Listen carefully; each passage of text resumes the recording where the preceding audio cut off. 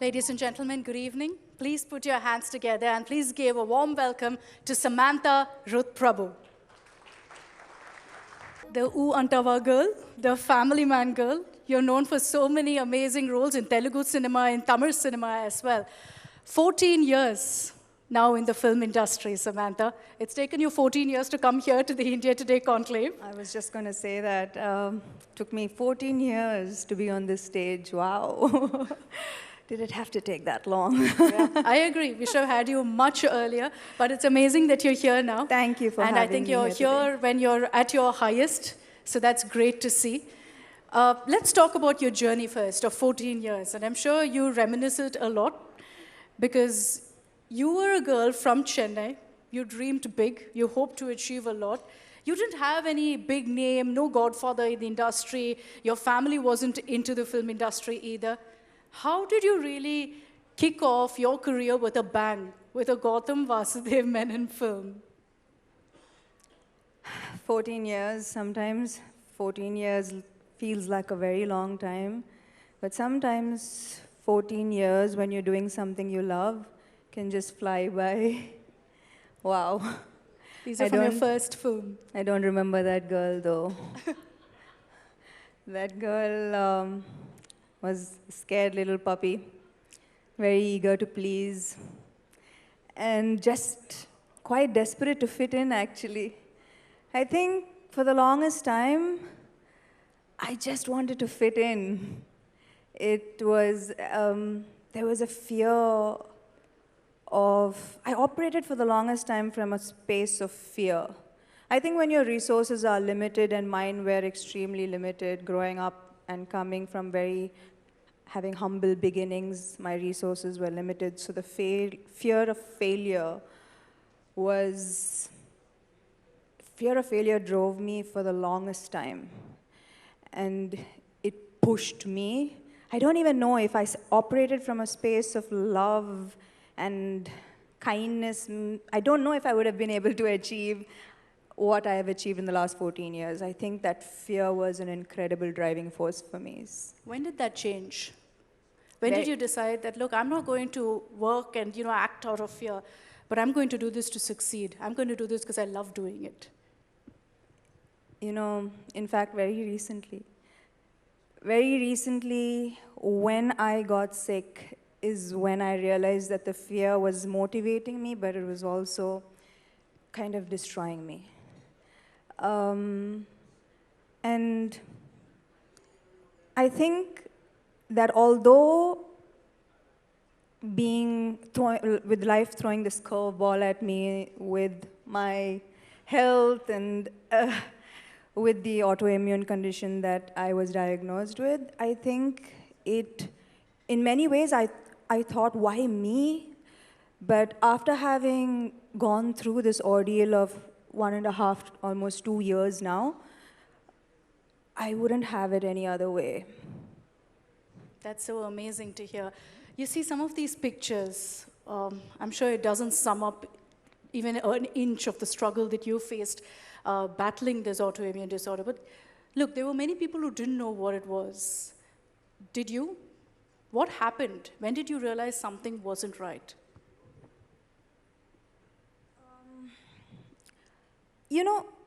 We always, while we are I was probably part of the hustle culture. You can't ever tell me that, take a break. I'll be like, wait, taking a break is for the weak. I'm about the hustle culture. I am about doing 10 things at a time. And I get only 5 hours of sleep, and I am so productive. And I get, you sleep for 7 hours? How lazy are you? This was my attitude. And now, I think the greatest thing that I've learned is when I read this quote was, what the hustle culture doesn't realize is that rest is not taking your foot off the gas, it's putting fuel in the tank, which I wasn't doing. I was just taking, and never giving my body a break, never giving my mind a break. So I think that this feeling that you ask, 14 years, but 14 years, to be honest. None of the blockbusters, and I had blockbuster after another. I was called this weird golden leg in the industry Yes. because I didn't have too many flops for the longest time. But I can't tell you that those were the most unhappy years of my life because I suffered from something called the imposter syndrome, where I woke up, where I always had this feeling that I wasn't good enough. I always was scared that I would wake up and it would all go away. I was scared that people would see me for who I truly was, who I thought myself to be, which is not really that great. So I suffered with this imposter syndrome for the longest time during the biggest highs of my career. So you didn't enjoy any of the successes that you got? I wish I could say yes, but I didn't. I never attributed my victories to me. My success to me, and never owned it as my wins. I always, if you ever watched any of my previous interviews, it would always be, yeah, the film is a success because maybe the stars, destiny, the hero, the production, the director. I always attributed my successes to someone else. I hope today you say it was because of me. Today, I feel that this feeling of having arrived, the feeling of having arrived is subjective for different people. For some people, it's their successes. But for me, the feeling of arriving is to arrive to a place where I have finally given myself the permission to be my authentic self. All of the imperfections, all of the lows, all of the hardships, this is me. And I think this is when I truly feel that I have arrived. I'm so happy for you that you've reached this point also of comfort, of happiness and joy in your life. When you were diagnosed with your autoimmune disorder, did you take a conscious call of coming out and going public with it because you believed there would be awareness? If I'm being honest, I was forced to, because at that point of time I had a film that was led by me. It was a female-centric film, and it was coming out for release. It was due for release, and I was very sick at that point of time, and I couldn't. It was hard. So I wasn't ready to come out, but there was all sorts of speculations going around. There was all sorts of misinformation being spread, and my producers really needed me to promote this film. It would die otherwise if it had absolutely no publicity, and there's no hero, there are no other artists in the film. It was just solely led by me. So I agreed to do one interview, and obviously I didn't look the same. I was very weak. I was under a lot of medication, high dose medication, just to keep me stable. So I think I was forced up. Maybe if I was given the choice, I wouldn't have come out about my condition in such a vulnerable state, but maybe more in the state that I am in now, from a place of strength rather than such weakness. So if I was given the choice, I wouldn't have announced it and come out with it so soon. Why is that? Do you believe, because when you did speak out about it, there was a lot of scrutiny. A lot of people, unfortunately, online said, this is a made-up condition. She's victimizing herself. Right. How did you deal with that? Because you were already in a place where you're going through so much. How did you deal with that kind of criticism online? Did you see it? Did you see the kind of hateful comments? Yeah. I was called sympathy queen. Yeah, I know that. But, for me, my journey as an actor, as a human being, I've evolved so much from being in this business. Early on in my career, I I would wake up anxious and immediately go to social media. Who's saying something bad about me? Who's written a nasty article about me? It just occupied so much space in my mind. But now I feel that the more people accuse me of things, I have started to almost question every action of mine, every thought of mine. They have actually forced me to become the person that I can be proud of. And if I'm proud of myself, it's okay if you think something that's not true, I think. Or if you think that I am something, if it's okay. Maybe, sometimes I also feel that when people are going through a lot of pain, they need a portal. They need somewhere to project that pain. And I feel one little nasty comment on social media kind of eases their pain a little bit. I do sincerely believe that. You're being extremely soft on them. But you face this a lot, right? Yeah. Whether it was your health, your personal life. Not many actresses come out and speak about that, their personal life, what they've gone through. And even then, very often it was the woman to blame. The actress who did this and that led to all sorts of personal life choices and decisions. It is. It is tough. But I wouldn't have it any other way. And I've always believed that, yes, there's a mountain to climb. I will climb that mountain. I will reach the top, and I will reach the top knowing that there's another mountain to climb, and this is how I function. Greater the pain, greater the effort, greater the reward, and I'm ready for it. Amazing. You've seen so many highs, so let's talk about that as well. About all of the Otherwise, highs again, it'll be hashtag sympathy queen. Do you want that? Oh my God. No. I think you've conquered it. You owned it. You've ensured that you sent across a fitting message to everyone who kind of tried to get attention and publicity from what you were going through. But let's talk about, what everyone here, even to this date, speaks of, your performance in The Family Man. Don't say Uantava. That also, Uantava as well. And it takes guts, to do an Uantava, because were you scared you'll be stereotyped then and kind of put in a box? Because you did Uantava, an item girl, then you did Raji in The Family Man.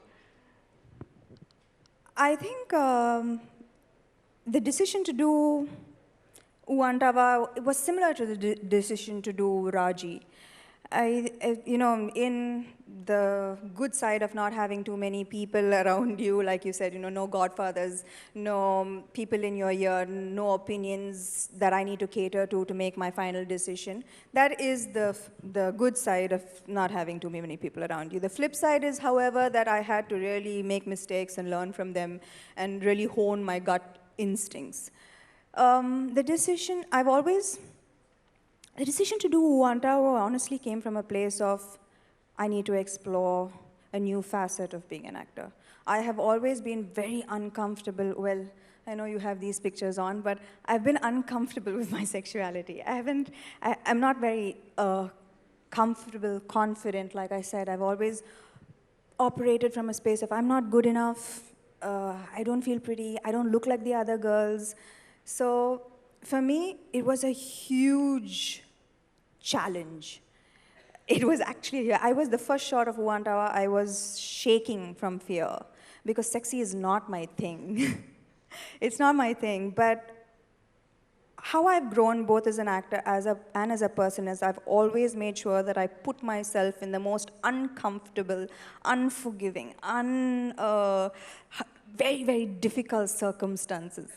I like to put myself there and fight to overcome that. It's almost like I'm kind of slaying these demons, these inner demons, and they said, you're so small, how can you fight? How can you land a punch? It's like, let me do it. You're doing a lot of it, I hear, in Citadel as well, in your upcoming film. Yes, a lot of action, yeah. Can you show us a bit of what you've learned? I'll move away so that I don't get kicked in the face. I'll move away. You have to block. Oh my God. I don't want to be punched in the face either. Can you show us something of what you've learned? show you, like, thank God you didn't ask me to do a step in Uantava. I appreciate that. That's coming, you know it Let's is. do some action, baby. Yep.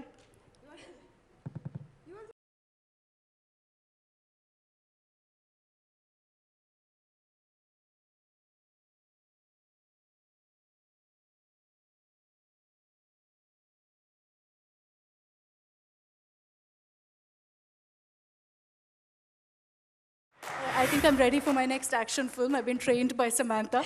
Thank you for that. So you've learned a whole lot of action also for your next project. Yeah, it was actually the hardest role of my life simply because I had to do it when I was really weak. So for me, Citadel is already a success because I shot for Citadel under the most grueling circumstances. I didn't think that I could do it, but I'm really, really, when you asked again, like now I can say I'm very proud of myself. Yeah. You know, the mind space that you were in earlier versus now, do you think you'd still do an item song even today if it came to you? Again or for the first time? Again? Again, no, I don't see the challenge in it anymore. Because you know, there's also a lot of questions. You're someone who's faced this. We spoke about it as a woman, how you've been targeted. And very often there's this narrative about how item songs also sexualize a woman and creates a wrong narrative around her. Did you sense that? Did you kind of hesitate because you were like, this will send out a wrong message? The lyrics of Uantawa, however, very interesting. Yeah, that I made sure of. That was fun, wasn't it? I think that for me, it was the lyrics. It was the lyrics, it was the challenge, and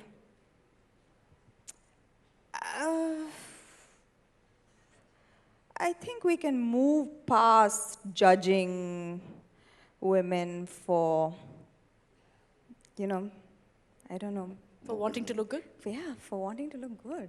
We can do everything, no? If We can you- look good, we can do everything. If you had to choose between Uantawa and Raji from The Family Man, which would you do? Oh no, of course, Raji. Raji? Of course, That was a very special project, I'm sure, for you That was as well. very special, yes, yes. And what was that like? Because do you feel that that ensured that you weren't boxed in as an actor? It showed that you're diverse. It's introduced you also to a whole new audience. Yeah, I didn't really think that it would explode the way it did. I really didn't think. I felt very responsible to play Raji because it was loosely based on real incidents, and I did not want to disappoint people. And I'm really sorry if I did disappoint someone, but it was very special to me. And there were many instances while playing Raji where it really hit home and it got a bit too real. But it also took me to a place of realization that this is what I'm meant to do. If I'm going to do another project or if I'm going to accept a role, it should give me this kind of fulfillment. You know, you said in the beginning about how you never gave yourself time. You were all about hustling. Today you're an actor, you're a producer, you're an entrepreneur, you host your own podcast. How are you not hustling now? This is hustling. Is it? No. Just about 5 things. I mean, but this is something more than just doing a job. This is part of who I am suddenly. I was accepting films and doing many roles, vapid some of them, just so that, I'm there. I'm there on every poster. I'm there every 1 month. I have a film release. You can't ignore me. So actresses are drilled. This is drilled into you that you have a short shelf life and you can't afford to take breaks and out of sight, out of mind. And even here, while I sit down today and say, no, I will hold my ground until I get a fantastic project. 1 year, I've taken a break. while I sit here, there is this fear and challenge that maybe I'm out of sight, out of mind. Maybe I'm irrelevant now. So I have to beat this, and I have to beat this fear of being old news and just hold and wait for that miraculous role, that role that's going to be worth it all to come my way, and I will wait. Amazing. It would be criminal of me, and I know you didn't want to initially with the action, but you have to. What? One step, Prabhu, one time. I don't remember. As we wrap this up, let's end it on a high, ladies and gentlemen. Can you believe I don't remember any of the steps? Someone Nobody has to- believes you. Nobody believes you. Do you want to see her dance to Uwantawa? I think we'll have to push her to do this. Let's go for You it. have to teach me the steps I because I don't know. forgot.